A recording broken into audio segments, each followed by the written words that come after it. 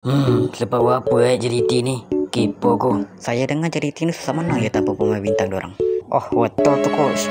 Alah, tanpa Arif Aiman pun kita boleh menang lah. Pasal kau Aduh.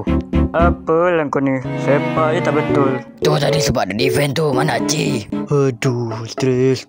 Apa? Stres? Ni, biar aku tambah stres kau ni. Nak shoot? Siap bosku. Tu, makan tu stres. Aduh, tak boleh jadi ni. Aku kena tunjuk skill sebenar aku. Shit bro, nanti pas balik. Oh, mantap. Relax je, nanti aku pas balik.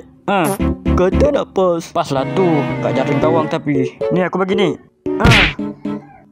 Okey, kalau tak boleh jauh, maknanya aku kena try jarak dekat. Bas aku. Oh, dah jarak dekat tu. Sama aja tak boleh gol. Aduh, pening aku. Masih lari.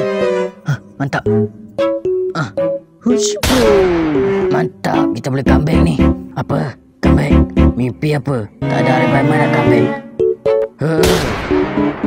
Berdebar dalam senjata, hidup pun dalam gelita. JDT sangat tanpa Arif Aiman. Mana Haji kat dia orang dah rapper.